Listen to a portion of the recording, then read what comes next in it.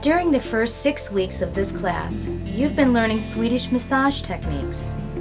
Swedish massage has many general health benefits with emphasis on movement and circulation. With acute injuries, overuse injuries, and chronic pain, the circulation and movement are restricted, and more specific, deeper techniques are needed. And Swedish massage then becomes your warm-up or preparation for the more specific trigger point work.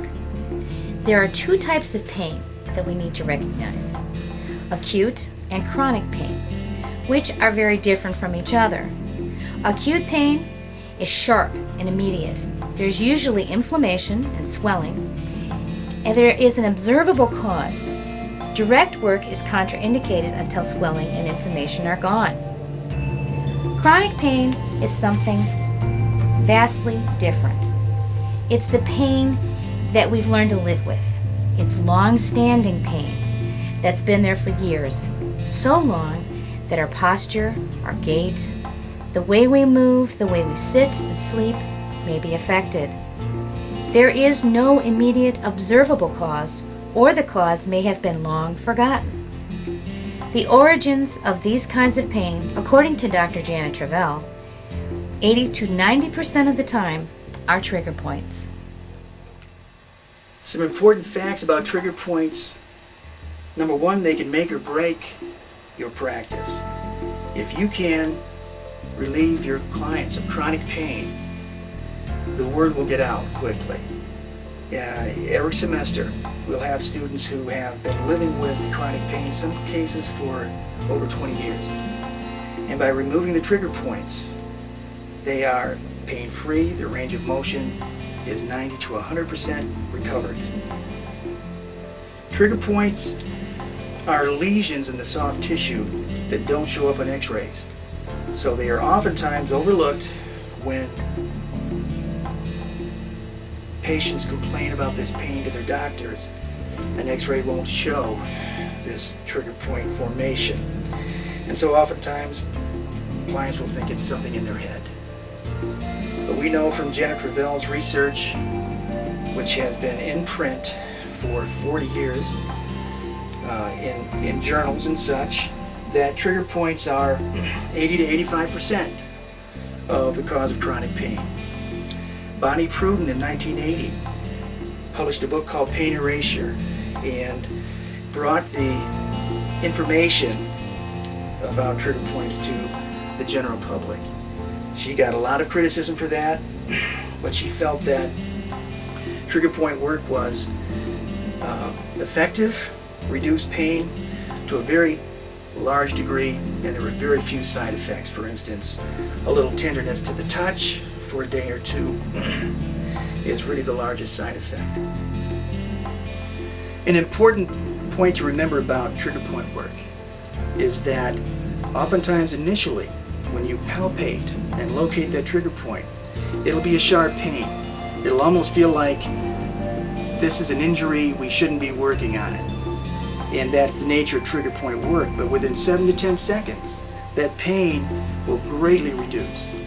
And that is the surprising feature of trigger point work. Chronic pain is constant pain. It's pain that has been so long in your system that it's actually embedded in the nervous system. So trigger points by definition refer pain. When I press on a trigger point, the pain will refer somewhere else. And that means that the nervous system has learned this circuit. It's actually a dedicated circuit. In the same way that your body would learn how to play piano, a constant signal will facilitate, will create its own circuit. In this case, it's a pain circuit. You will hear a fuller definition of and a complete description of trigger point and the trigger point therapy from Diane. Trigger points, by definition, refer pain to other parts of the body and follow a predictable pattern in a majority of people. The referred pain pattern of trigger points indicates a greater involvement of the nervous system. Although trigger points are more established and severe than tender points, both respond to the same techniques. All points or knots that are sensitive are not necessarily trigger points. Again, they must refer pain to other parts of the body and often require more follow-up. You'll notice charts on the wall, trigger point charts. These are very helpful. Number one, they let your client know that this pain is a researched, a documented reality. It's not something that's just in their head. That's important. Many clients come to us because we're the last resort. No one has been able to get rid of this pain. The second thing is that you can refer to these charts. They're on the wall. They are predictable in a majority of people, and the small minority who aren't following these charts are easy to palpate. You can find that trigger point easily. The original technique here was developed by Bonnie Pruden. It was simply to use ischemic compression once you had located that trigger point. And when you find a trigger point, they will let you know because it is painful. And you will hold that for 7 to 10 seconds. And you want to have a pain scale of 1 to 10 so that you can clearly communicate with your client. You don't want to go past a 7. A 7 is painful, but it's breathable. They can still be relaxed and breathe normally. You want to have that 7 on the pain scale because what you're doing is you are flushing this area, but you need to create that healing response, the healing inflammation, which the body needs in order to break down this lesion, this injury, this scar tissue that is developed in the muscle. This was the original Bonnie Pruden technique, and it was simply to hold for 7 to 10 seconds, to release for 7 to 10 seconds, and then press again, reassessing how painful is it, and always communicating with your client as to whether the pain has reduced.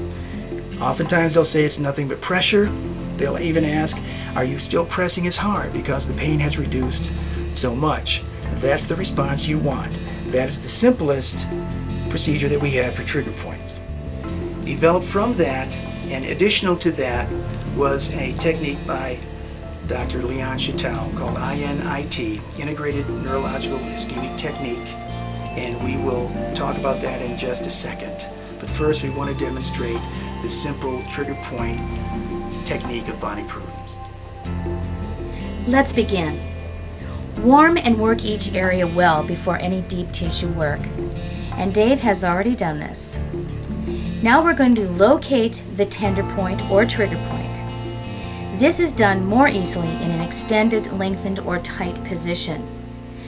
Press on the point and maintain this pressure, using a pain scale of 1 to 10 with the client. Don't go past a breathable 7 because the muscle will guard and resist.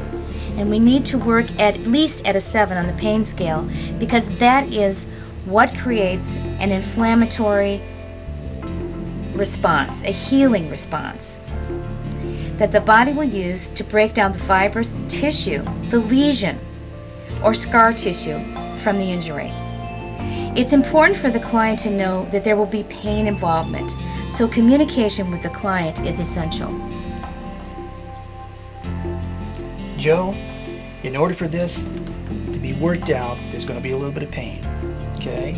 I don't want to go past a 7. This is something that you can breathe through, you can still be relaxed, but we do need to get to a 7 in order to get the kind of change we want, okay? Okay. So, I saw you jump when I hit this point, okay. Now on a scale of 1 to 10, 10 would be excruciating, way too much pain. 5 would be just casual, something that's not going to make the change we want. I want us to get to a 7. So it's something you can still breathe through, but I want to be right on the edge, okay? Okay. So between 1 and 10, are we at a 7 yet? Yeah, we're right about at a 7. Okay, all right, good. Now we're going to hold that for 7 to 10 seconds, and we're going to wait and see if that pain reduces, if there's a change in the pain.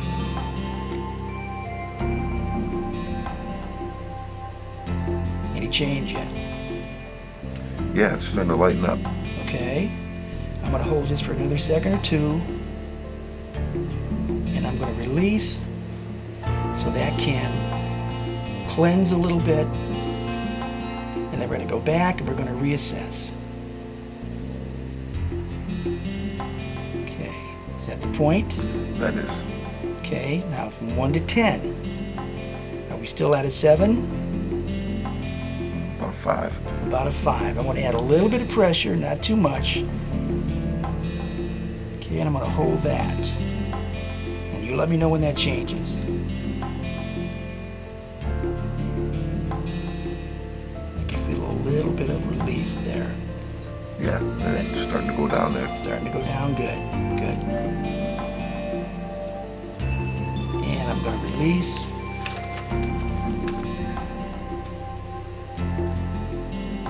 And one more time. Okay, it's harder to find this time. The spot is reduced in size. I'm not really feeling that lump that I did at first. How you doing with that? It doesn't feel about 4, Okay, maybe a 3. good, good.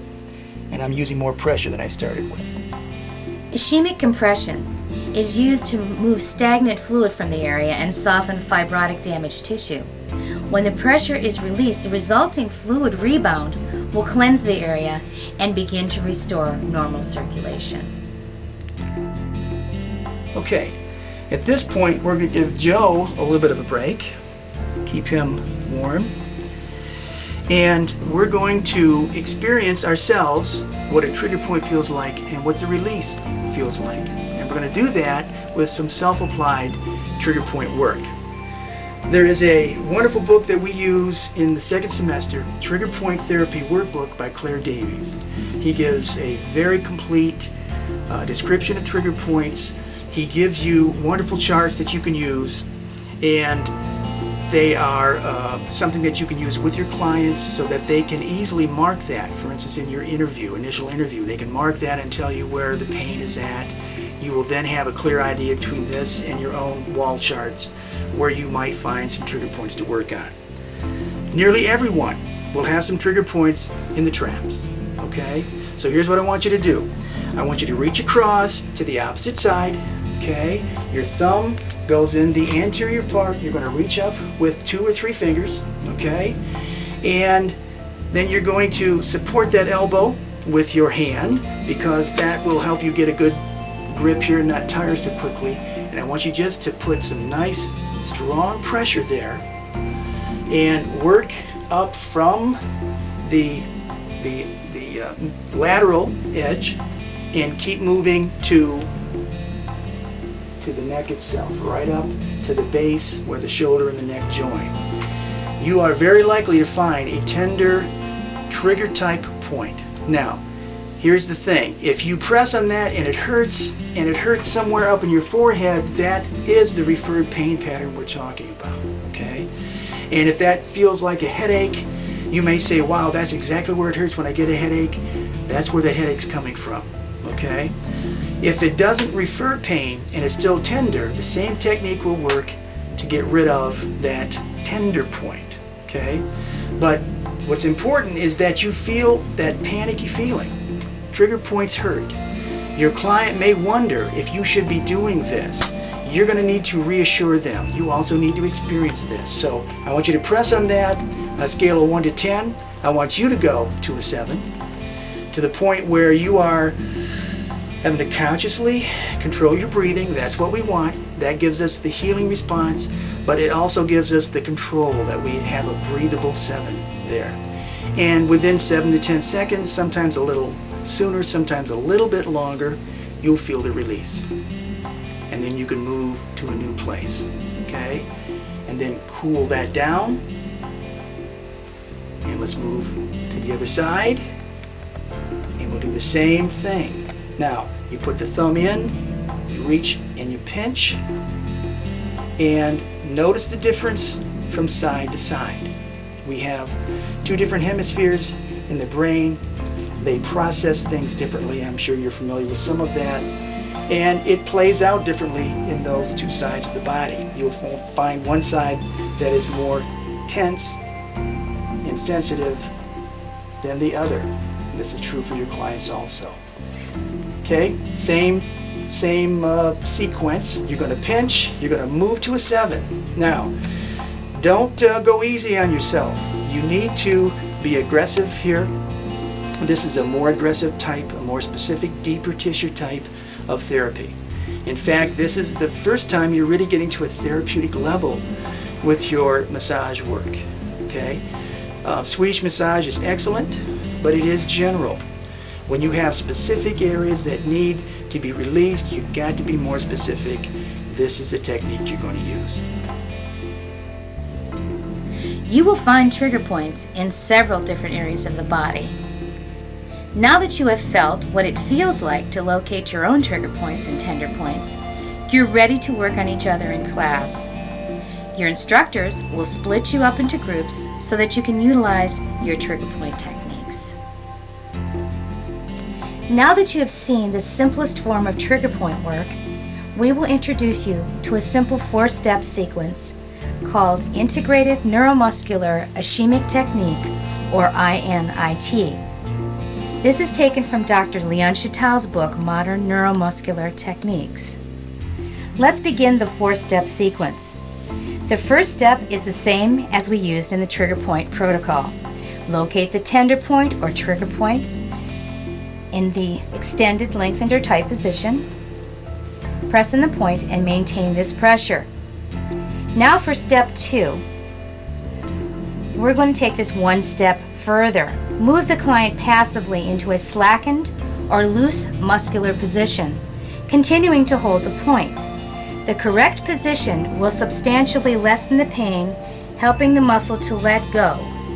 This is the position of comfort.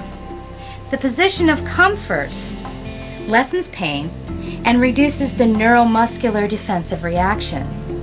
This is a neurological technique that breaks the pain cycle, which helps the muscle fibers relax. This greatly reduces the body's guarding, defensive posture and begins to restore normal movement. Now we're going to step 3. After the lump or knot has released, move back to the neutral position, reassess the original trigger or tender point, and see if more work needs to be done. Okay, on a scale of 1 to 7, Joe, has that changed? Yeah, we're at about a 5 right now. Okay, a little more work to do though. A little bit more. Okay, we're going to go back to our position of comfort and see if we can get some more reduction in the pain.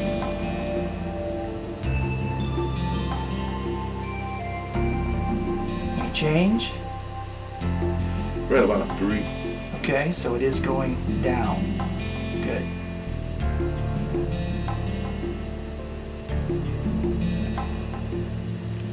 Okay.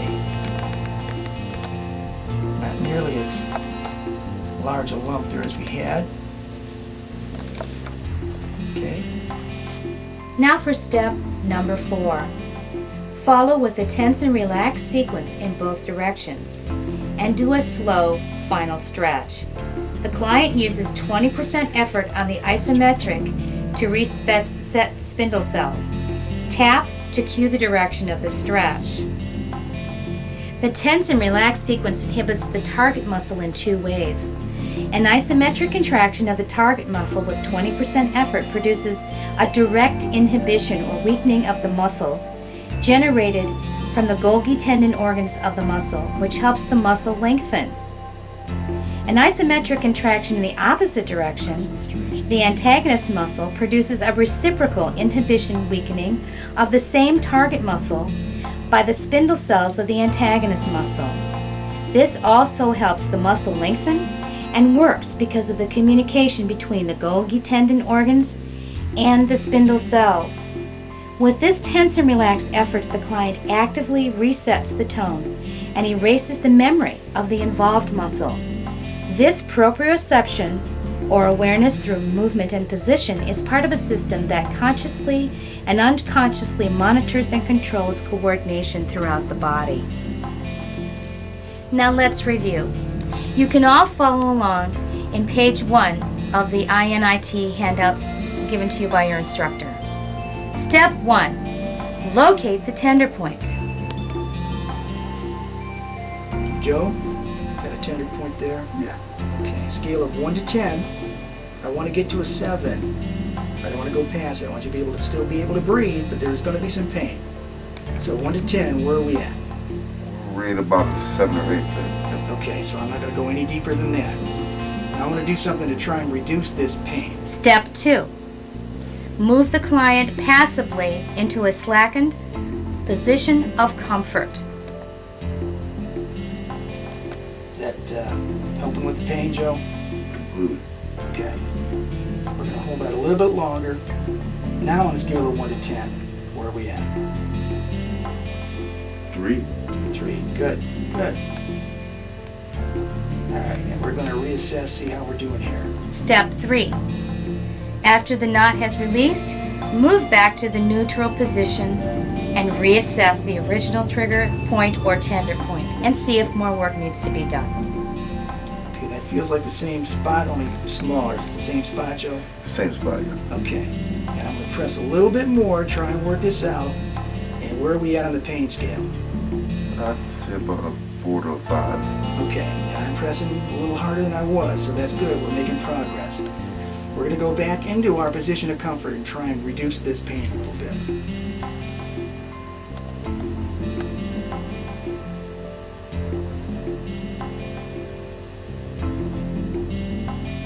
Now we'll reassess again. Okay. Scale of 1 to 10, where are we at? About a 2. 2. Good. Good. We're not going to work any more with this because I don't want it to be too sore.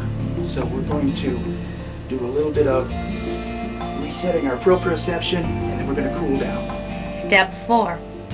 Follow with a tense and relax sequence in both directions. Okay, why don't you just give me 20% effort in this direction, Joe? Tap to cue direction of the stretch. And relax. And now we're going to go in the opposite direction, the direction I'm tapping.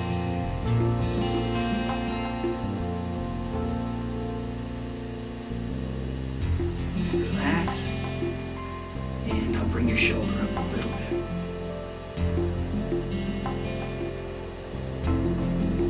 And relax. Good. Thank you. And this was a slow final stretch. So 4-step sequence. Locate the tender point. Go to a position of comfort, step 2. Step 3, reassess. Step 4, follow with a tense and relaxed sequence.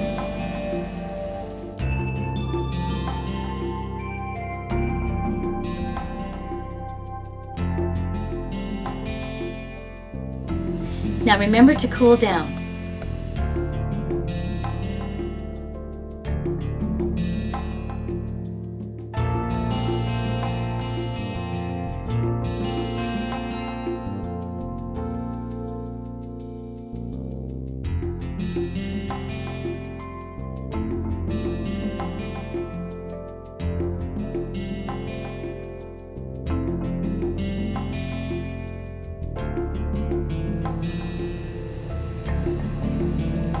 Now that we have demonstrated the trigger point release and the 4-step INIT sequence, we will now apply those techniques to specific muscles, which we will call muscle isolations.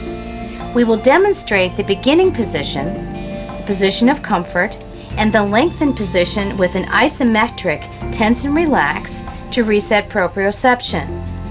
This won't be done in real time, because the position of comfort alone will be different for each client. And as you reassess, you may do 2 or 3 sequences. So we will demonstrate the positions and you will practice in real time in class. The first position, or isolation, will be for the levator scapula. If you will turn to page 6 of your position release or INIT packet in the class manual, you'll see the illustration of the levator scapula. The origin of the levator scapula is the transverse processes of the cervical vertebra. It does not come up to the head, it comes up to those cervical vertebra. And then the insertion is that corner of the scapula, the medial superior corner. So in order to isolate that, we'll first warm the area, And if we find a trigger point, then we will ask our client to raise himself up on their arms, because we need to let them lower the head so that we can lengthen and isolate that muscle. So, working with Joe is not such an issue. Were you working with a woman, of course, then you would drape appropriately to consider breast tissue. So Joe, if you would please, I want you to raise yourself up and put your arms, yes, right up on your elbows. Good, good. And you can see how that, of course, allows us then to stretch this muscle out, okay? Now, the simplest thing to do is have them look at their opposite elbow. And as they do that, then that will lengthen that muscle. That allows me to find that trigger point a little easier because the muscle is now taut. Position of comfort then is going to be for me to raise. I will then go to a neutral, reassess, and you may need to do this more than once, but for our purposes we won't. And then we will lengthen by bringing the head as far as it will go, and you can see how it lengthens that levator scapula. Okay. Now we want the client to look at their opposite elbow, because this will give us the greatest lengthening of that levator scapula. And at that point, we will ask them to give us a 20% effort on this tense and relax isometric. You want this to last for 5 to 8 seconds, because that will give the body a chance to make the adjustment and relax. Okay. Now in this case, it's kind of hard to go in the opposite direction, so we're going to go with that and now ask them to press down towards the table. They may even have their forehead on the table. The same 5 to 8 seconds. And relax. Then we would reassess, and if need be, we would repeat the process. And that's the levator scapula isolation. The next isolation is for the scalenes and upper trapezius. We had removed the towel because for the levator scapula it was a little bit in the way. If your client prefers using a towel under the forehead, then at this point you can reestablish that. How's that, Joe? Much better. Okay, all right. Now the scalenes also attached to the transverse processes. They are a little bit anterior of where the levator scapula was, and then they travel down to the first and the second rib, and that's where the insertions are at. They pull the head lateral to either side, and so when we work, we're going to press right against the vertebra, because that's going to give us those areas of attachment, and then we'll move down, and it's those areas that you can see they kind of jump out sometimes,